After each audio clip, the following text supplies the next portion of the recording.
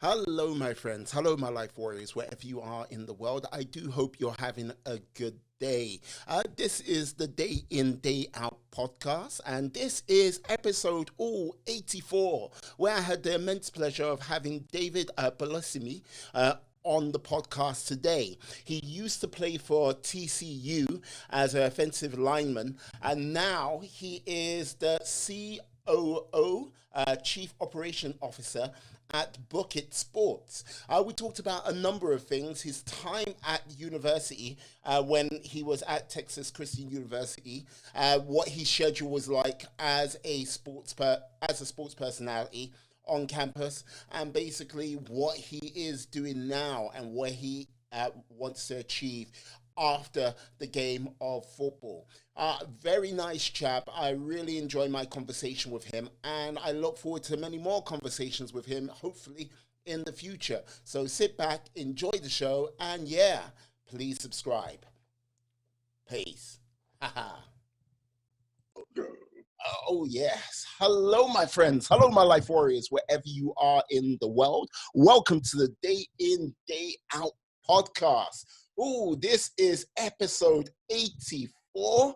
Today, I have the immense pleasure of having David Bolisomi. I hope I said that right.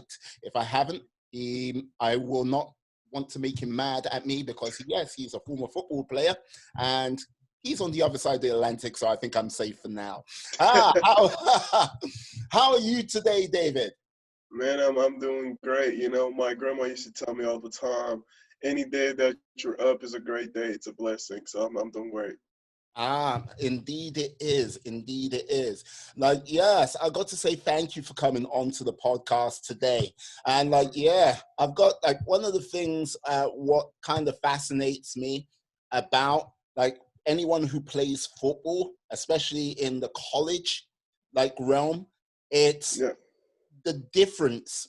Like, okay, for example, I'm a Liverpool fan, right? Uh, Yeah. you want, Boo. I don't care. Who do you support? Chelsea. I'm a Blues fan. Well, like, you know what? I can't help it if you're slightly deluded, but that's your choice. But you know what I mean? Now, it's like, okay, this is the thing. Premiership champions. Wait, one more time. Premiership champions. Okay, right? Now, we have got a stadium. Okay, what is the Yeah. name of your stadium? Like, Uh, like TCU? yeah, M&G Carter. Okay, right. Mhm. Now, M&G Carter. Okay, this is what I'm talking about. Anfield, Mhm. Premiership champions, like loved around the world. The capacity of our stadium is 54,074. Oh Now, my gosh. the capacity of your stadium Yeah. is 50,307. Yeah. And you guys are a college team. Like Yes. that is insane to me because like the last time, okay, I have only been to one college campus Yeah. in my time when I went over to the States, and that was Cornell. And they went, yeah. And Okay. like I was visiting a friend there. I was like, I was working in a summer camp, and I went, Yeah. yes, come. I was like, okay. I stood in the middle of campus, and he went, yeah, you go a mile in any direction, you're still on campus. I was like, Mhm. right. But yeah, what is that like playing in front of like, yeah, 50,000 plus? It's surreal. It really is surreal. And so like that's our home stadium, right? And within our conference, we have. I mean, I played in the Big 12, and we play against the University of Oklahoma, where their stadium seats 100,000 people. The University of Texas, their stadium seats 100,000 people. Baylor, our arch rival, their stadium seats somewhere like 60,000, and we actually expanded our stadium. So it no longer seats 50,000. It's now up to 60,000 because we had $100 million renovation done this past year, right? So it's real. It really is. It's real. It's unbelievable. And when I explain, so I have family all around the world. So I have family in Europe, and so they can't obviously watch my game in person live because they're in Europe. So like they watch it, once it's recorded on YouTube. And my grandmother one day after she watched my game, she like texted me. She's like, "How many people are there?" And that's when we played OU, and I was like, I think 105,000 people. And she's like, "Aren't you scared when you play?" And I was like, "No, like you zone it out and you keep going, but it's at the same time it's moments. Like there's certain moments that I don't know how to put it into words, right? And it's ridiculous because obviously, you grow up your life and you're in that, and your dream is to play in front of. I mean, as an athlete, it's that's part of being a competitor, right? You want to do it in front of a crowd, and obviously you do it for validation, some aspect of it, but also to prove yourself right and to prove the other team wrong. Like you guys should have picked me or things of that nature, right? So it's certain moments that you don't forget. Like I will never forget this. So we playing OU, right? 105,000 people. It's a night game, perfect setting, perfect weather, and their state like the way their stadium is set up is our bench. It's like 2 feet, maybe 2 feet. That's where their fans are at. So the entire game, you can hear them, you can feel them, and the entire game they're like on your head, and obviously you can only imagine the things they're yelling at you. And they go up like quick. They go up 14-0, and they had the lead. And then we come back. We're like 21-14, then 21-17. Then they have one last drive, and we get the ball back, and absolutely silent. Like, I remember how I felt when Yeah. like as soon as we got the ball back, 105,000 people just completely silent. And then like you feel that energy, and then we go back on the field, and like unfortunately we lost the game, but it's like that moment when I will never forget that. Like it's like the entire game they're yelling and like they're believing they have the momentum, and then we get the ball back from them, and it's like 2 minutes left on the clock, so we know if we drive down, we'll score. The game is over, and like you have 105 people that are just you can hear a pin drop, and those are the moments you like never forget. Or like my senior year, we played University of Texas, which is like another big school in the country historically, and we're up by 7, then they score a field goal, so now we're up by 4, and it's the last drive. Oh, And we have to drive it 80 yards, and we just methodically just drive, and like it's a home stadium, so you feel the crowd. And then it's like the last play of like we score a touchdown, the game is over, and the play was designed, they ran it behind me, and as soon as they called the play, I looked at the quarterback, and I was just like, dude, like we're ending this right now. And truth be told, we scored, the game was over, and it was that's just moments like that you never forget, never forget. yeah, no, because well, look, this is the whole thing. Uh, um, you like as a spectator, as a fan, there are moments where you like, oh yeah, I remember like win the Champions League, win Premiership, like you go right. Oh, that was amazing. Yeah, this is that, Yeah. and you go right. Uh, it was amazing. But like the whole thing is when you got like about 50 to now 60,000 people that's like being with you and you feeling that as in your home ground, just be like cheered on, spurred on, going forward, and like yeah, getting that win. Like I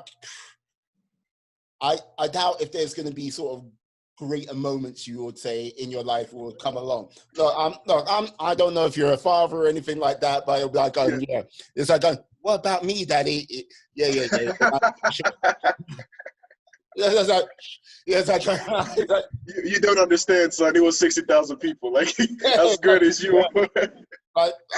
yeah, but yeah, 60,000 people, bam. But yeah, so this is the thing. Like, Yeah. did you play throughout the whole college, like time there? Yeah. Okay. So I redshirted. I don't know if you're familiar with what redshirting is. So I redshirted my first year, which is essentially saying that for your first year in college, you're not going to play because you're not physically like ready. Because obviously, they're older and you come from high school. But then after that, yes, I spent four and a half years at TCU, and yeah, played the rest of my time there. And yeah, like I mean, to your point, it's different. I think the view from a spectator and the view from an athlete are like it's almost two different things, right? So like for me, yes, like, playing in front of those people. Like, I remember we played Ohio State at Cowboy Stadium, right? Mm. My junior year, and it was over 110,000 people in the stadium, right? Like, it's ridiculous once you walk out, but it's like, it's the feel. I don't know how to, like. It's a certain feeling that you get, and like, it's funny, like you mentioned this, because like now obviously, I've co-founded my startup with my business partner, and we get, like, obviously we built that up, and like 5 months ago I was on my couch writing the business plan for it, and now we secured $500,000 in investment. We're about to raise another $2 million, but it's like the same feeling that I get walking out the tunnel. I get the same thing when, like, I'm in meetings and like building this thing out. So it's like it almost transferred, and that's one of the things that honestly I was blessed to have. The supporting staff that I had at TCU, the Mm. friends that I made. Like, one of my best friend, he's actually he came to England. He was a Rhodes Scholar, Colin Moore, right? So he was at Oxford for a year, and then now he's about to start his doctoral program at the University of Stanford. But yeah, he was just one of my buddies that, essentially, you know ever since I met him, reinforced the aspect of whatever you feel as an athlete, the work that you put in, that feeling that you get while you walk out the tunnel, those things are essentially learned. You can channel those into other aspects of your life. And that's one of the things that I pride myself on doing. And it's, because I mean, you learn from other people's mistakes, and throughout my time at TCU, or just being an athlete when I was in high school, you have older players that come back, and they tell you, one of the mistakes that they've done is to believe, right? The belief that they can only get this rewarding feeling, or this competitive feeling, or whatever they were feeling out of sports, which Mm. is very dangerous, because the thing about sports is, no matter how great you are, Father Time comes knocking at the door. And whether or not you want to open that door, you either going to open that door and he's going to come in nicely, or he's going to bang that door open. Oh, So you get oh, you like, get to exactly you get to pick that choice. So it's about being proactive about it. And I think some of the problem that happens is, when people get too laser focused, and mm.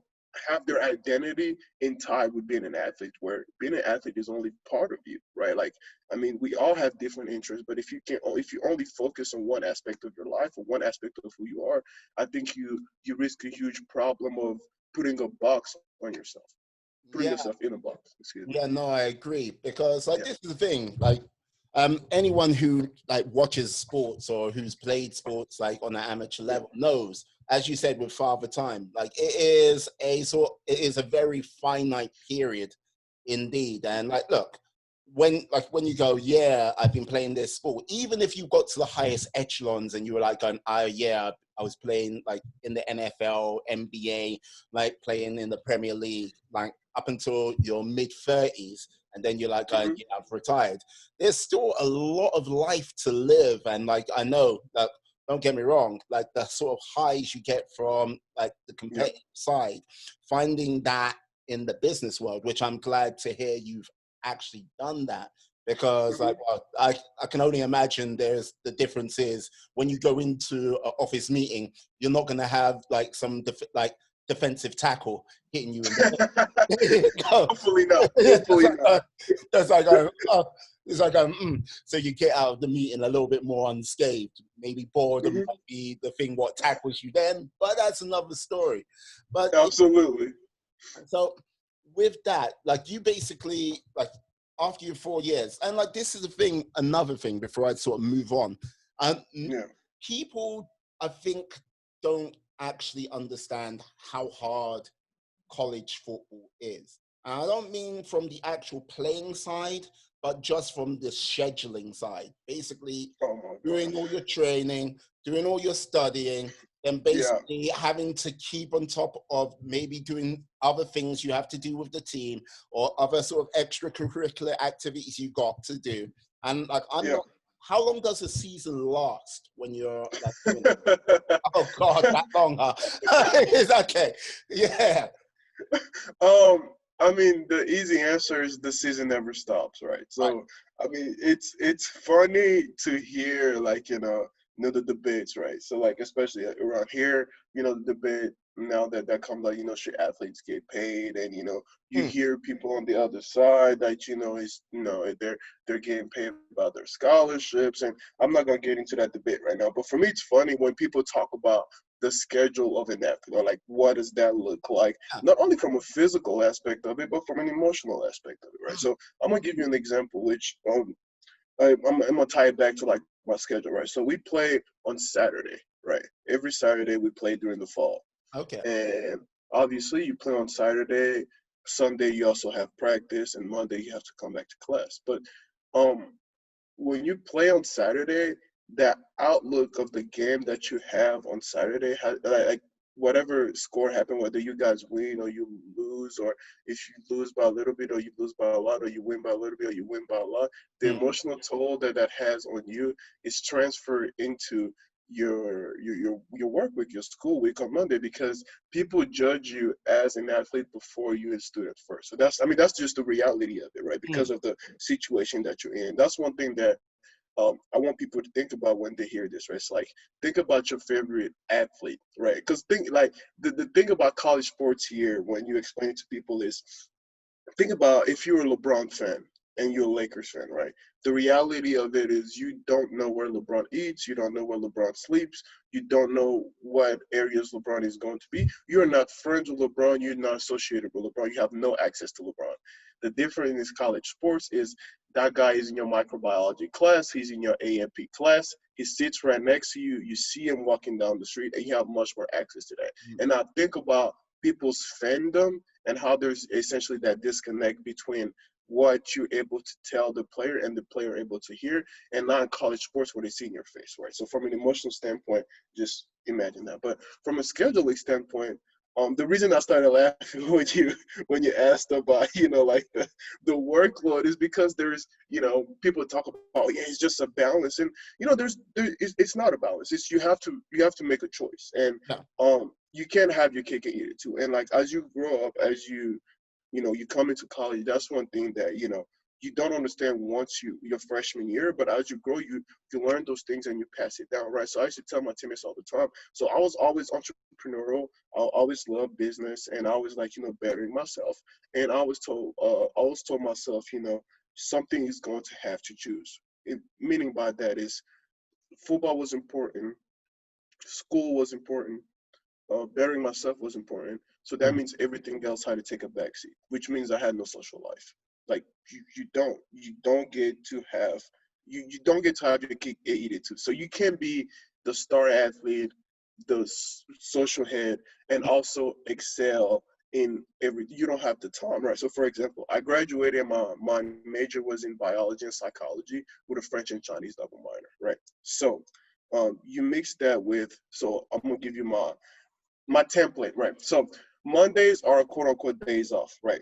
But on Mondays, obviously you have to watch film about the team that you're going to go play, right? So you watch film as soon as you're done, with your classes. And I had class from about 8 a.m. till about 2 p.m. So as soon as I'm done at 2 p.m., I eat my lunch. I go watch film. I watch film for about an hour to 2 hours. So I'm out of there about 4 p.m. But as soon as I'm done watching film, I have to go get a workout in, because your body has to stay in shape as the season goes. And also, you have to show the young guys the example, right? Because if you slack, that means they get to slack. And it's an accountability thing. So you're there from, till about 6 p.m. But after 6 p.m., football is a violent sport. So you need treatment on your body. You need, to be in the training room, like, hook you up to machines, all that good jazz. So you're really going to live there around like 7 or 8 p.m. after you're done dinner, after you're done eating dinner. And I haven't even begun, like, all the things that I've told you, I haven't even studied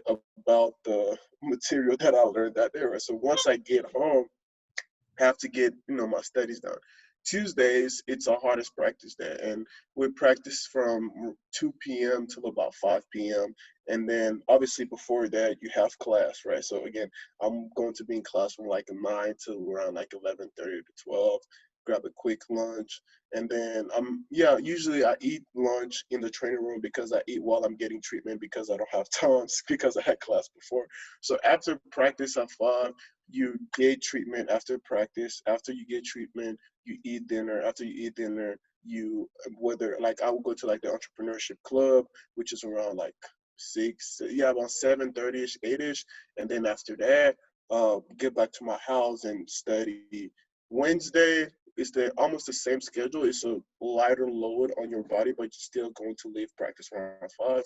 Yes, I had class from 8 to 11:30, so the exact same schedule. But Okay. then since it's a quote unquote lighter practice, I get to do more quote unquote fun things. So I get to go to like whether like I study earlier and then like I get to like hang out with my friends and things of that nature. Thursday is the lightest practice of the week. It's only about an hour. But the thing about Thursday is it's 3 days before the game, right? So if it's an away game and you have to fly out on Friday, I by Wednesday night I should have emailed my professor, and if I needed to remake tests, quizzes, if I needed extra information on the material that I'm going to miss on Friday, then I need to set up a time on Thursday to after practice to go and meet with them because whether I mean whether I have a game or not, they're not going to switch their schedule around me, right? So I have to adjust my schedule based off of that. So Friday, if it's a home game, you can go to all your classes in the morning. If it's an away game, you're more likely going to fly out, right? Because on Friday, we stay at the hotel. Even if it's a home game, you stay at the hotel because you have to separate yourself from the regular student population, obviously, because you don't want players to go out on Friday, but also to get your mind right for the game. And on Friday, you essentially get in the mindset of the game, right? So you there's no way that you're like studying before playing on Saturday, or you're going to have a crappy game. Like it's impossible because you have to mentally prepare yourself. So that's essentially Friday. Saturday is game day, and game day consumes your entire. I mean, obviously you're about to play a game, so you have to get ready physically, mentally. You play the game. After the game, I mean, football is a violent sport, right? So like I would have game after games, and like I couldn't move my fingers because obviously you're competing. So you get done with that on Saturday. You hang out on Saturday. Sunday you wake up, and on Sunday the training room opens around like 10:30. So you go grab breakfast around like 9, and then you're in training because your body feels like absolute crap. So you're in there from like 10:30 till about like 1 p.m., 2 p.m. ish, and then you have meetings, you watch film about the game, and then you're on the field for a jog to jog out the soreness in your body, which Honestly. lasts which is last about like till about like 3, 4 p.m., and then you go eat dinner, and yeah. So that's essentially your fall schedule. Yeah, you know what? Like two things will come to mind while you Yeah. like telling me about your like how can I say your easy and slack schedule you've got right there. Oh, it's now right. So what time did you go to sleep? Because like this is the whole thing. You've gone through the schedule, you've gone through the start time, but not once did you like go, yeah, I went to sleep around about 10 o'clock or so like this. Because like, look, like there was Yeah. a couple of times you got back at say 9 o'clock and I was like, yeah, what you're I studying mean, is not what I yeah. call, it's not like, no offense to anyone who studied just simple communications, but it's not like, you know what I mean? It's not just like one thing. Yeah. Like Exactly. psychology, like French, Mhm. and Chinese. What was the other one? You did another side. Biology. So my graduate degree is in biology and psychology, and then I added 2 minors in French and Chinese. Yeah, all what I call light study material right there. Oh, you know what I mean? Come on. So when did you actually get an opportunity to sleep? What time were you going to sleep? So on average, I mean, I would sleep.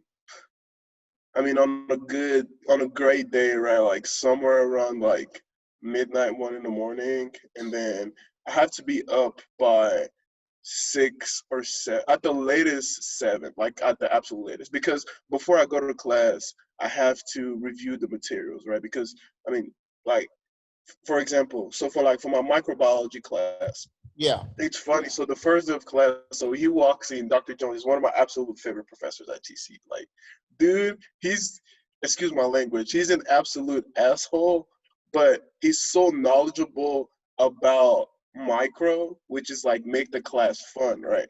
Mm. So the first day of class, he walks in, and it's a class of like it's 100 people, right?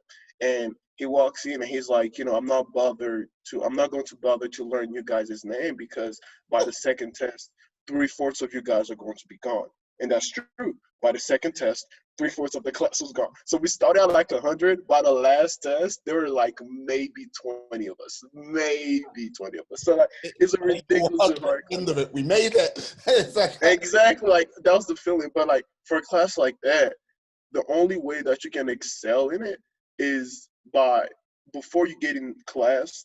If you walk in micro and the first time that you're looking at the PowerPoint that he's about to talk about is when you walk into class, you're not going to make it at all. So like what I would do is like I'll wake up around like 6 and I would like read through the material. Then I would like, brush my teeth, take a shower, eat breakfast, and I would drive to the library and I would type out the material. So that would be the second time that I regurgitate the information. So by the time I see in the classroom and he's talking about it, I've already seen it 2 times, and then I'm starting to like memorize the material. Because I mean, being a biology major is 90% of it is memorization, right? It's ingurgitating a bunch of information, and you're able to like regurgitate that on the test, right? So that's what I would do for that, and I mean that's why I say you can't have your cake and eat it too, right? So it's you need to pick one. I mean, it doesn't allow you flexibility, and that's what people get lost at all the time. It's like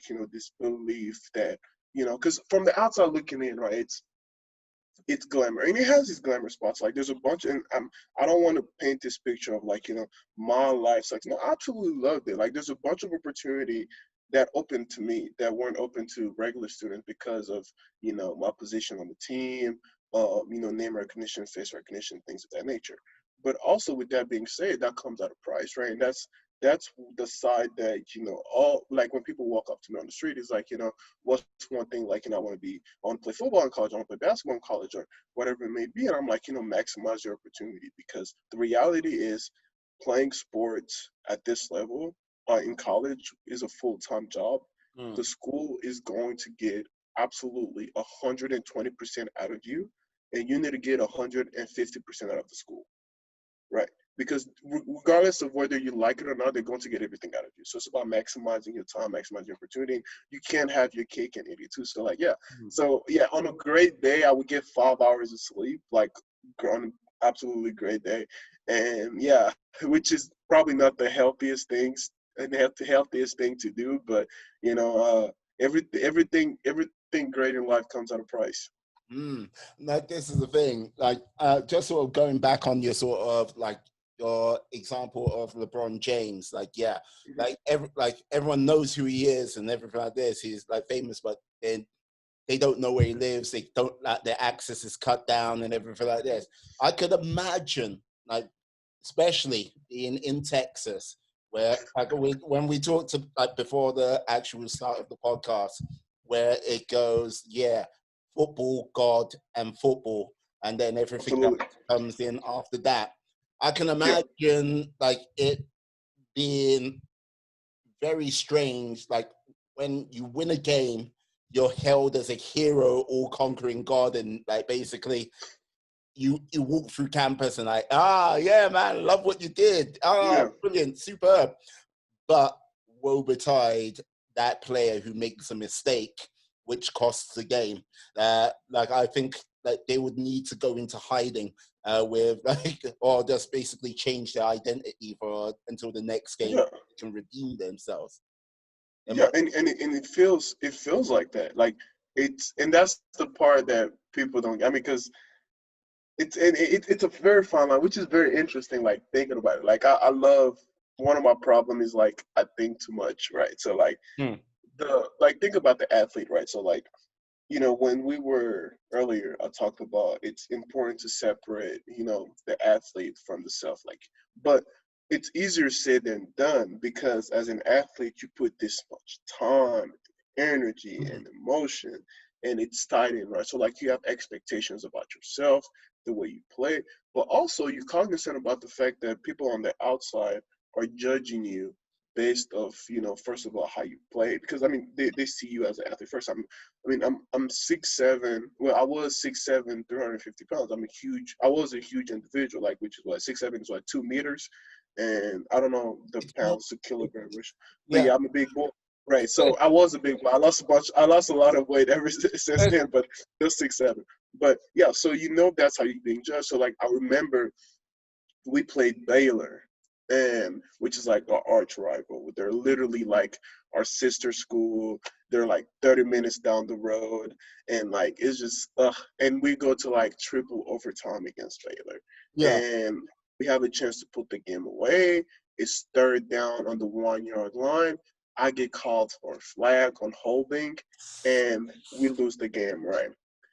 And I walk in the weight room. I mean, in the locker room, and I just bawl because like I knew I didn't do it, but like regardless of it, it was already done. The flag was thrown. Like I lost it. I lost it. And like the thing that makes me even more mad is because the next day the ref like called our head coach and was just like, that was a horrible call. You shouldn't have called it. But I was like, well, it's too freaking late. We still got the L at the end of the game. But yeah, like I walked to class on Monday and I was just drained. I was done because like it's a huge game and like all everybody would talk to me about is like how blown of a call that was. But like whether you feel like it was blown or not, I mean it was still called and like it was still so it's like the entire week you have to deal with that and like you have to put this for and like think about that, right? It's like Mm. that's why I started with this, think about the access. The access that you don't have with professional athlete it's fully there with collegiate athletes, and that's the difference. That is the Mm. exact same difference. So like you come back from game and like your phone will be filled with like messages. People are like, oh yeah, I see you on TV, but then like when it's a bad game, I feel like to some extent when people don't have access, you get to shut that out. Well, I still have to go to class. Yeah. I still have to see it. I still have to see those people when I go out to eat.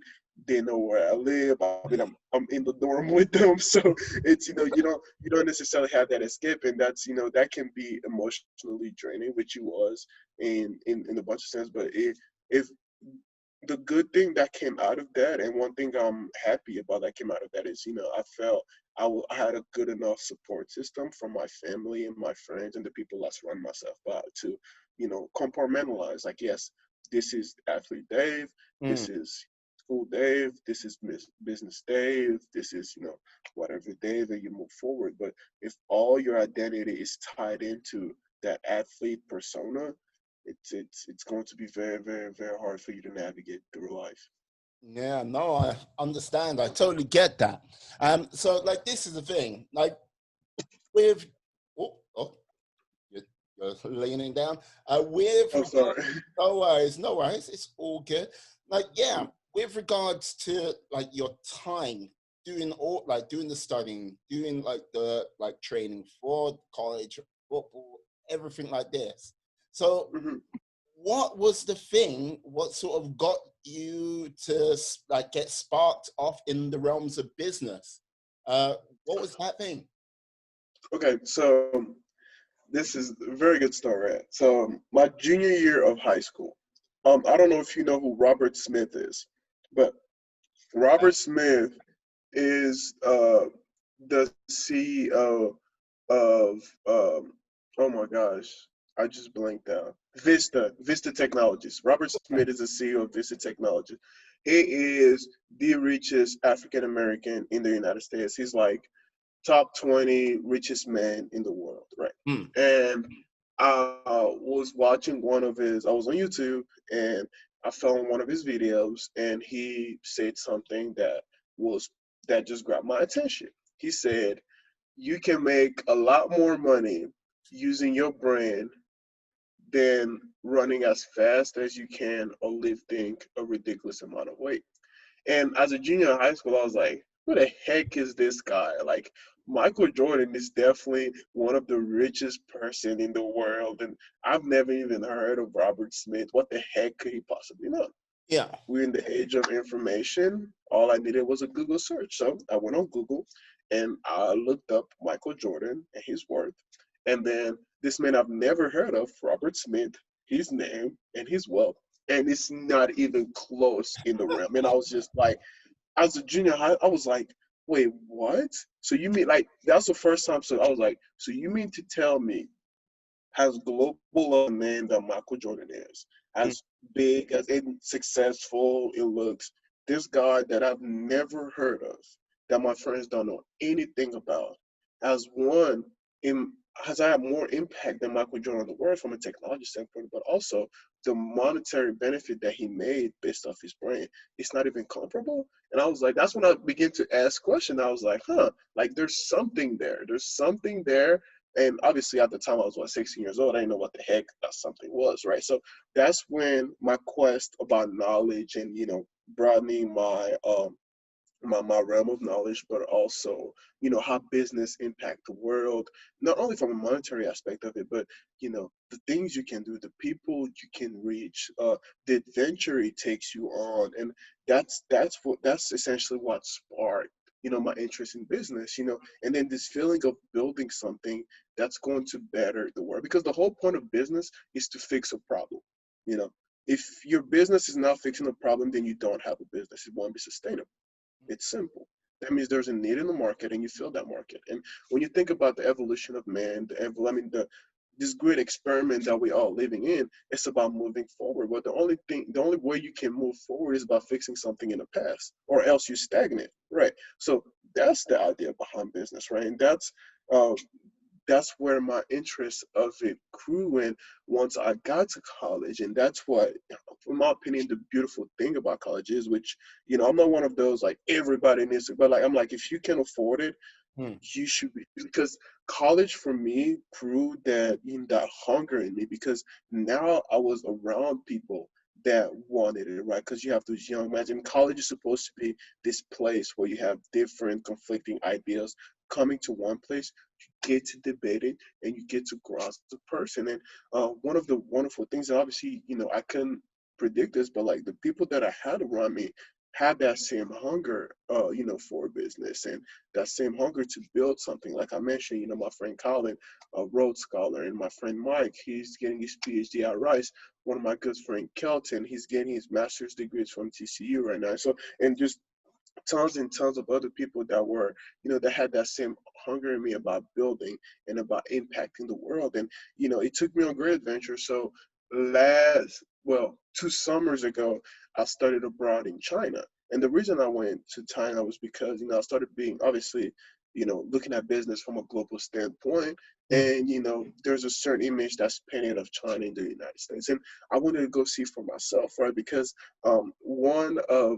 my one of my heroes from a CEO realm, Satya Nadella, right? So the CEO of Microsoft. He's one of the guys I look up to dearly, and he wrote a book called Hit Refresh, and in it he just touched about, like not just investment, but in business, you want to talk about what you know, not necessarily what somebody else has told you, but Mm. like what you can figure out for yourself. And I was like, well, I've always been, fascinated by China, and like there's always been a question, for me is, all these companies are so like from the United States, right? So I was like, that's when, like tech companies will come out and they were like, China's bad, China's this, China's that. But I was like, it's very interesting that they say all this, but when I look at their investment and things that they're building on, all those guys are moving to Shenzhen. So I was like, there's a disconnect there. It's like somebody's not telling the truth. And I was like, I want to go see for myself, and I want to like obviously. I'm no China expert by any means, but I wanted to like experience it for me. And then also, I love food, so I was like, I get to eat authentic Chinese food. So that's another check, right? So went there, and I was just absolutely blown away because it did not make sense. It did not make sense at all. It's like it was so interesting. I'm gonna give you an example. We went to a farmer's market, right?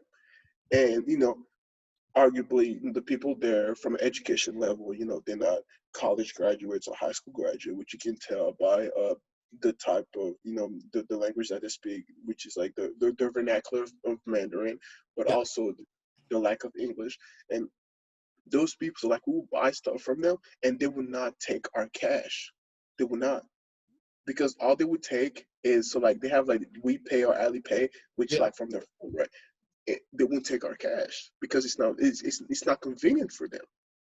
Like, and I equate that. So obviously, I was born in Africa, and I was like, it's like me, like I will go to like essentially like a market in the village or something, and like the dude won't take my cash, and he just like show me the phone. He's like, dude, like if the transfer is not instant and it's not in my phone, I don't want it. Mm. And I was like, just little things like that, or like how like they essentially jump that gap from like use obviously we use cards, West, and they like all is electronic, and it's like you see how the people live with technology, and it's like that was very fascinating to me. But yeah, that's business, and like business took me there, and like just opened my eyes to a different market. And I'm a firm believer of I believe in the silver lining and things, good or bad, whatever happens, there's a story to be learned. And for me, that was, going to China and seeing that, and, listening to Robert Smith talk, and, reading. I'm an avid reader. I mean, like, I have a vision board in my room right now. And, like, the people on my vision board, you have Satya Nadella, you have Jack Ma, you have Barack Obama, you have Malcolm Gladwell, you have Stephen Dubner, right? And all those guys are obviously either like something involving business, but like they're authors, right? So it's about exploring. Like that's the whole point of business, is about fixing the problem. Well, you can only fix something if you know about it, but also if you can relate it to other things, because I mean everything is interconnected, right? Yeah. If you have enough knowledge about the interconnectedness of you know certain things to fix the set problem, so that's why business. Mm. So, like, this is the thing. Something I kind of like think like I'm getting about you in a sort of conversation at this present time. Yeah, Like, I would say you seem to be a person who is very comfortable being uncomfortable, if you get what I mean, absolutely.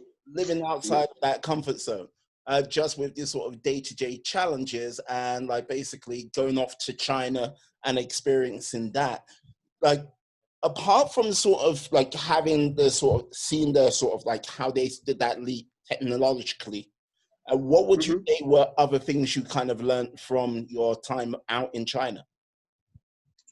That's a very good question. One of the things that I wanted to like find out, right, is have conversation with locals Hmm. about one, their perception of their own country, and in relation to the world. Because like this idea of like people talking about China censorship, right? It's like it's censored and they Uh, can't see anything. Well, I'm no expert. By no means do I claim to be an expert. But when I was there, obviously, converse with people my age, mm, and all those guys have Instagram, and I was in Hong Kong. Like everybody that's somewhat decently smart has a VPN, yeah. which means they have access to the world. Which means they have. I mean, I follow those guys on Instagram. I talk to them. They see my life. I see their life. Mm, Like they follow me on Twitter. They see my life. I see their life. Right. I follow them on Snapchat. They see my life. I see their life. And obviously, this question about how do you see the world? How do you see China? How do you see growth? And also another thing that you know that's that people don't necessarily talk about is the population that travels the most outside of their borders are Chinese. Right. That's just a pure facts, right? So and they return at a rate of 97%. So the large majority return to China, and they have this certain feeling about going to China, but also what are things that they hold dear, right? Because from the outside looking in, it's a negative picture, and I'm not saying they're perfect. Obviously not. They're not perfect. Nobody's perfect.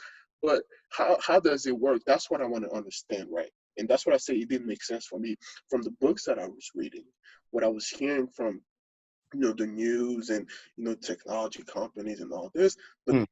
them keep going back over there and investing this money there. I was like, something is not making sense. Like the more you're looking at this, it's like people are saying one thing, but one of the things one of my mentors always say is like, you follow the money. It's like, men lie, women lie, numbers don't. And the beautiful thing about money is numbers. So it doesn't matter what somebody tells you to your face. When you look at where the numbers go, that's essentially what the truth is. And I was like, well, why is the money moving that way? But yeah, so just talk to them about the perceptions of the perception of the world, the perception of the country, the direction that the country is going in, and learning how much they are aware of what's going on in the world, right? Because that's a disconnect here. We have this belief that they don't know what's going on. Well, they do, because they have the same access that you have.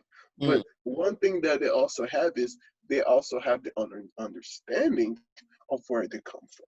And when I talk to my friends here, I say something very, very, very, very interesting. So my grandmother went to the University of Leuven in Belgium. That's what she graduated from, the School of Economics there. And when my grandmother was at the University of Leuven, Mhm. China GDP was the same thing as Malawi, right? It's only been 60 years now. Yeah. Like this, one of the things I would say, you mentioned they have, like, they know where they've come from, but I would also say, I think more than that, they've like go, okay, this is where we've come from, but this is like our purpose and drive is to, this is where we're going to. Mm-hmm. So they've got this sort of now sort of overarching thought of like, okay, this is where we're going, and this is how we're going to do it.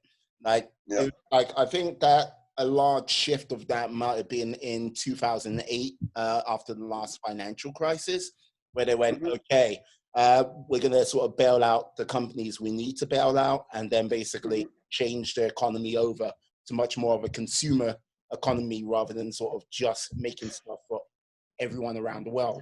Exactly, exactly. And you see that with a couple of things, and I'm sorry for interrupting you, right? So two things. Obviously, one is a Belt and Road Initiative, right? That the whole world is talking about now. But even aside from that, right? So like President Xi, after he came up, with the Belt and Road Initiative, one of the things that he had was, the Made in China 2020, Made in China 2025, and the whole thing was about changing, the concept of Made in China. He was like, for a very long time, China has been known, one, to be the wastebasket of the world, right? So most people don't know this, but like over 80% of the recycling that's happening in the world happens in China, right? So like we ship China, by we I mean the Western world, we ship to China the things that need to be recycled, and China essentially recycle. He was like, well, that's going to stop. You guys are going to, deal with your own guys' trash, because we're not the world's trash. That's one. And two, the things that we're producing, right? So like China, you know, this image of, you go to China to get your bags made, your Mm. shoes, clothes, and all that. It was like, well, we're going to diverge from that. China is going to be the number one producer in the world when it comes to AI tech, artificial intelligence, and just technology firm. Totally shift, the realm of them building, and this Made in China 2025 Mm. is going to mean something different, right? So that's, again, that shows, one, the long-term vision, right, that they're able to do because of their political system. And by no means do I mean that it's right, or do I have the answer. That's just the way that their system is built. It Mm. allows for that forward thinkingness, right? Because to think that far down the line because of the way it's set up, right? And also how they're shifting their branding and like what their goals and objectives are. Because Mm. that's one of the things that we're not talking about. Like when I talk about China, right? Like people are like, oh yeah, you just China lover, all these things. I'm like, no, because if we have to understand them, it's if we're only looking at them from our own biases, well, we're looking at it from a wrong angle. It's like you can't. It's like in a debate, right?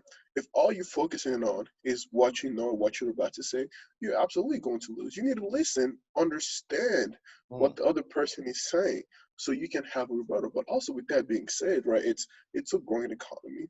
It's the second largest economy in the world. By some metric, it's the first, right? Largest middle class in the world. Yeah. Lifted the largest amount of population out of poverty within the history of mankind. We need to understand, one, how they do it, not to copy and paste, but it's for me it's interesting because like I advertise myself as a big nerd, right? Because I always ask myself why is it that they were able to do that? Yeah. What are the lessons that we can learn from that? And that's one thing that you know I believe it's like I'm a firm believer. There's a silver lining in everything. It's what can we learn and how do we improve? And that's again to tie back into the world of business. I think that's very important. For me, like as somebody that aspire to one day be out the realm of the people that I have.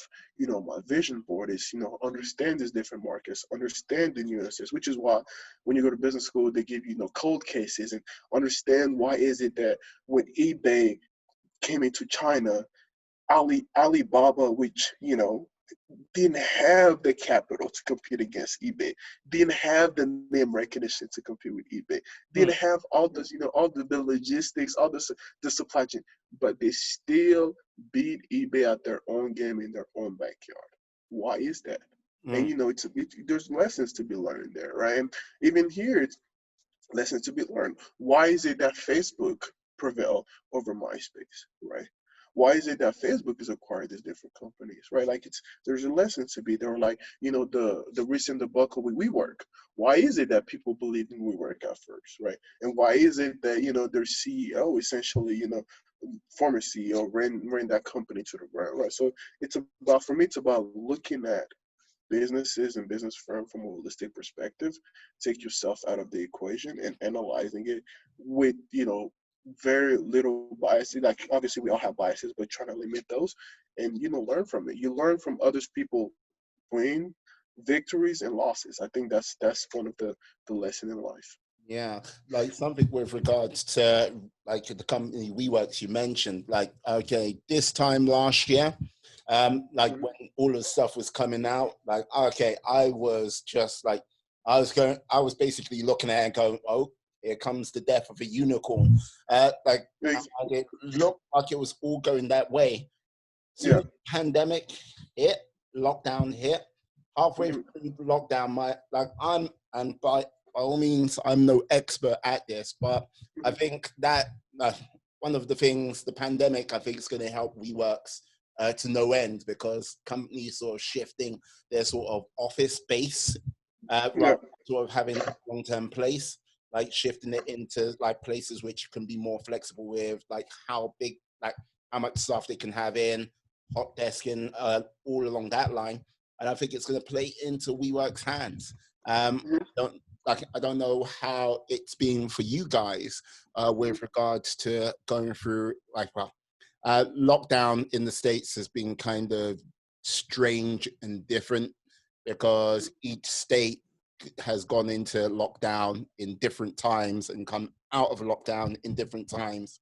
And I know Texas is a state it's not being hit as hard, if I'm saying that.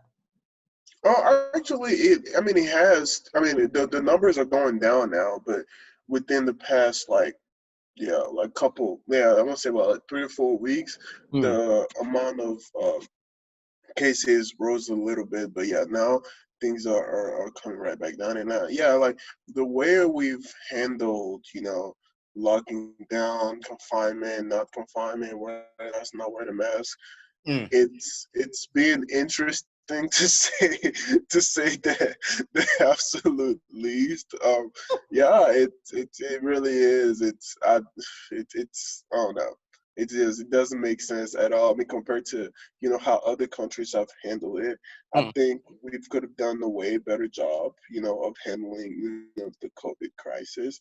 It's the politicization of it here. I mean, I'm not too familiar with how it was done in other places, so I'm going to talk about how it was done here. The politicization of it just affected people's view on it. A certain uh, portion of the population did not take this seriously from the beginning. A certain population of it was fear mongering, and then those switch, and then like they came back, and like people essentially didn't know what to believe anymore. And in the meantime, millions of people were dying, right? So it took us a while to like acknowledge that, okay, we need to take this seriously, and now we actually, we're taking steps forward.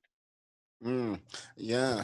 No, fingers crossed that yes, it'll keep on continuing to go down, and like basically, we'll be able to get the world back to normal or whatever the Absolutely. new What normal. number it is? Yeah. So like this is the thing. Now with regards to you now, Hmm. in the co-founder, chief operation officer uh, Hmm. of, well, COO, at Book It Sports. Yeah. What is Book It Sports? Absolutely. So, Book Sports is a social media platform in the sports gaming realm, right? So what we're doing is we bring in, social to sports betting, which is it's not something you can get from existing application, right? So it's mixing the social component of social media platform with the content consumption of sports betting, and we have the handicapper marketplace that's needed in this realm, right? So how the idea came up was, my partner and CEO of Train Atia, he had footage, right? He was filming one of his friends' reaction to losing a bet on a full court shot, and he had nowhere to post it. And the reason for that being is, the existing social platform are not conducive to you ingurgitating betting news because the culture is different, right? So Facebook has evolved to being about, connecting with family members, right? Mhm. And you don't want your grandmother to know that you put $60 on the Liverpool match. That's not a conversation that you want to have, right? The grandfather Absolutely. present. Exactly right. So the same thing with Instagram, right? So the way that people better the content that they post about betting on Instagram has been, they take a picture of their bed sleep and they post it on Instagram. But Instagram is about, aesthetically pleasing features. It's about you showing that you're living your best life and nobody can live a better life than you. And you want to consume content of people that feel the exact same way. You don't want to see people just ugly bed sleeps on there. So that's not a platform that's conducive about ingurgitating betting news. Snapchat is disappearing pictures, so it doesn't work, and Twitter's a forum. So uh, you scroll from a tweet about Boris Johnson to a tweet about President Trump to one about your friends to one about sports and one. So it's a bunch of noise and it's not necessarily there where you want to consume sport betting content. So what we're doing is we're not reinventing the wheel. We're centralizing a highly decentralized market, right? So you from the same platform you'll be able to talk to your friends about betting. We have generated bet slips, which nobody in the business is doing, which will be live, which will be updating lively, and you will be able to like, comment, share, and like essentially have a whole unique features to it. You have a content consumption page where you'll be able to consume content from various platforms regarding sports betting. We have a handicapper marketplace, which is bringing the transparency that's lacking in from handicappers in their marketplace, right? In the aspect of Trent, actually, he and his friend bought from the same handicapper the same pick from the same game and got two different bet slips, right? So that just showed that there was no transparency there, and we're what you call it, we're fixing from that realm, and all in the aesthetic and pleasing platform and the centralized platform. Mm. So, Yeah. like, this is the thing. Like, how long did it take to get it from like idea to basically being a working and operating business? Yeah, absolutely. So it took 5 months ago. I was writing the business plan, and we're launching on November 1st. And we actually started alpha testing yesterday, and we're starting beta testing in 2 weeks. Okay, like, Yeah. so you like, in other words, you were quite fortunate in some regards, because if you got the sort of testing just done, say in February time, like basically sports would have just disappeared like 2 months later, and Absolutely. going, okay, now that the NBA is back on, uh, Hmm. football's coming back, I think, in the In next, 2 weeks. yeah, 2 weeks. So yeah, so it seems like it's just coming along just at the right time for you.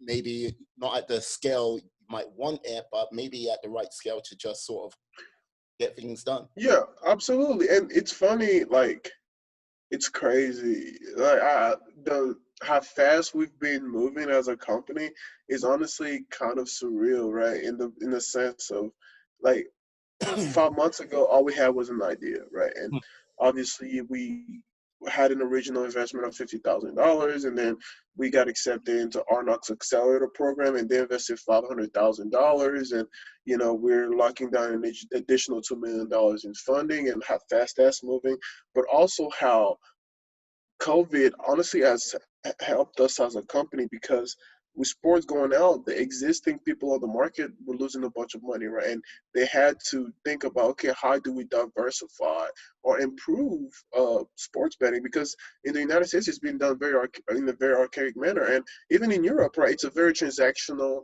uh, feat, right? So you come, you give your money, you have your bet slips, and hopefully you win, and you come back and get more money, or you lose, and you do the same thing the next day or the next week, right? But it forces you to go to a physical store, which is highly inconvenient. And that's one of the problems that we're fixing from that standpoint. And from another standpoint, change how, betting is done, talked about, because here it's still a stigma, right? It's, like it still has, a dark cloud to it. And it's about educating the people about it, that, there's ways that you can go about and essentially and essentially educate the people about how betting is done, how you can do it in an educated manner, and how it's regulated and the transparency behind it, which is what we're bringing in. Yes, the MLB, NBA, NHL, PGA Tour are all on the application. And the fact that all of them are going on right now gives us a really good opportunity, obviously, to test our data, Hmm. to test, and fix the glitches from the application. And we're looking forward to our November 1st launch. Yeah. Outstanding, outstanding. Like, this is the thing. Like, one of the things what sometimes confuses me about the realms of like business, especially with regards to tech firms, like raising that sort of initial funding and everything like this, like, because you like, yeah, we got a 50,000 investment, then like, yeah, you got onto an accelerator program, which was another like 500,000, and like you're Yeah. looking to get 2 million. Yeah. And like this is from a standpoint of, as you just said, 5 months. It's like Yeah. going from 50 to 500, 2 million. It's like, what? You know what I mean? It's quite mad. If you get, like, from my standpoint, how Yeah. on earth did that all get into that? Please. That's, it's resilience. It really is. It's resilience. Is, before you get one yes, it's 500 no's, but Mm, it's all right because it's not about the no's, it's about the right yeses, right? It's even like not every dollar coming your way is good dollars, right? It's about having the right partners and the people that believe in you that also understand what you're trying to do. Because I mean, the reality of it is what we're doing is we're disrupting this industry, meaning we're moving away from the status quo mhm. and we're going to a completely different a different way of doing things because we understand that there's a problem that needs to be fixed. And with that being said, that means that there's people that are now going to understand that, right? Just like there's people that didn't understand why Netflix should matter, right?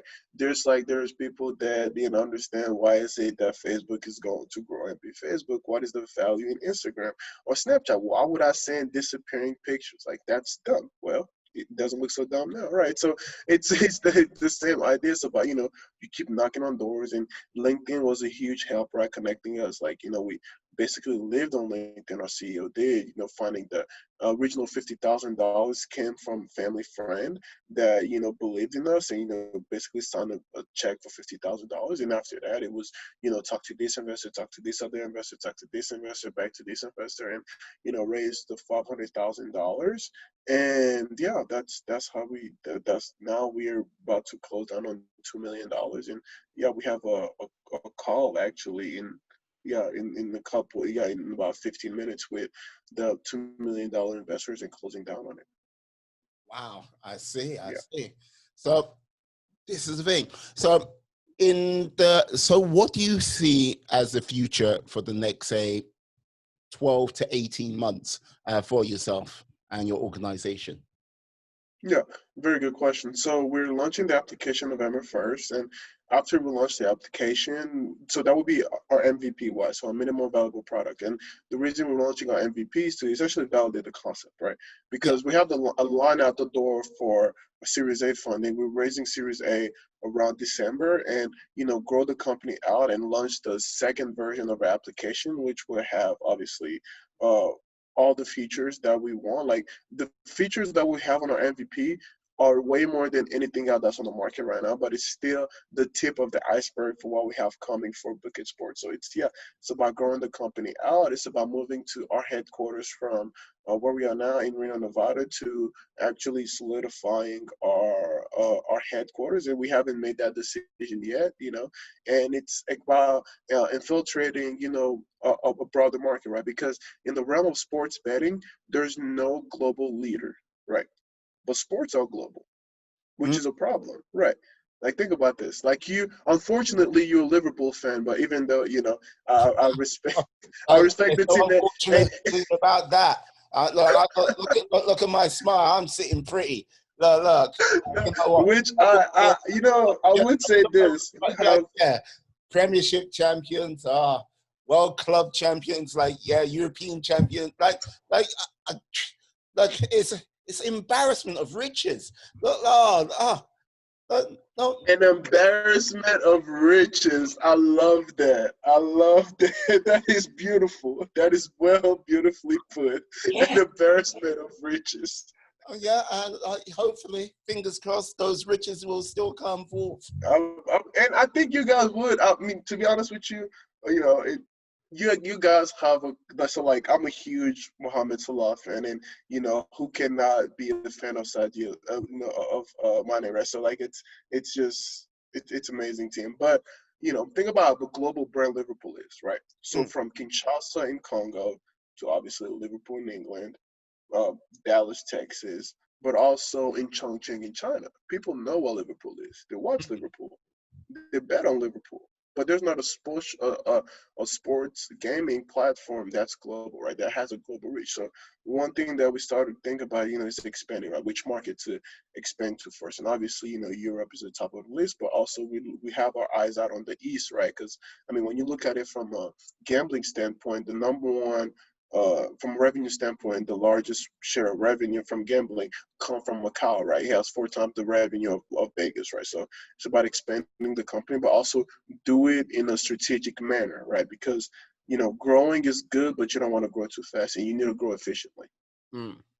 Yeah. Yeah, no, that sort of balance of growing and stability, I think that's the trickiest thing for any business, Yeah. because like especially in the realm of tech, because especially when you're playing the game of, if you're not first, you want to definitely be the biggest. And Absolutely. many a company can overextend itself, so when times Yeah. do not go well, it quickly falls down upon itself. And try not to be one of those companies where it falls down.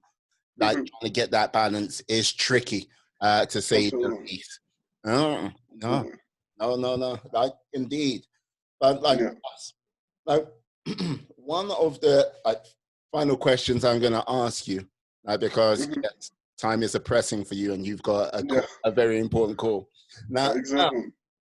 seeing as I'm a mighty cosmic powered being, Yeah. with the power of a Premiership winning team behind me, just like yes, if there was one wish I could fulfill for you, and you can't say make Chelsea be the Premiership champion, you can't do that. Like, look, if that was the case, I'd use my powers for most probably Yeah. for Liverpool to win all the time. What would it be? Hmm. One wish. One I wish. wish. I wish, as the world will go, the population will all become more understanding. I think we have a problem of like understanding each other, and like we bark at each other on all sides, and which we all have our own rights too, but us understanding the other side. Because I think with understanding comes empathy. With empathy comes progress. Progress is good for all of us. So I say, if to make the world a little bit more understanding, I think that would be a great feat. Awesome, awesome. Ah, Hmm. I like that answer. And what can I say? A nice note to end it all on. Yes, I love it. no worries. David, I would like to Awesome. say yes. Can you tell the lovely people out there how they can find you, how they can get in contact with you? Because, hey, why not? Exactly right. So I'm huge on LinkedIn. So if you go to LinkedIn, you can add me at David Bolisomi. My name is the same on Instagram and Twitter and Facebook. But yeah, David Bolisomi on those three platforms. And if you want to email me, you can email me at david@bookitsports.app. And yeah, all is welcome. And I'm a sucker for a good conversation. So yeah. Yep. Hey, had a good conversation today. I'm liking it. I'm not Exactly. liking it. I am loving it. Get me a Big Mac. Ah, yeah. I Beautiful, love it. beautiful. No worries. Yeah. What I'll do, I'll put all your like links in the description for the Yeah. podcast, and yeah, when it's on YouTube as well. And yeah, Mhm. hopefully many of the lovely people out there will get in contact with you, and yeah, see Mhm. how things go from here. Right? Exactly.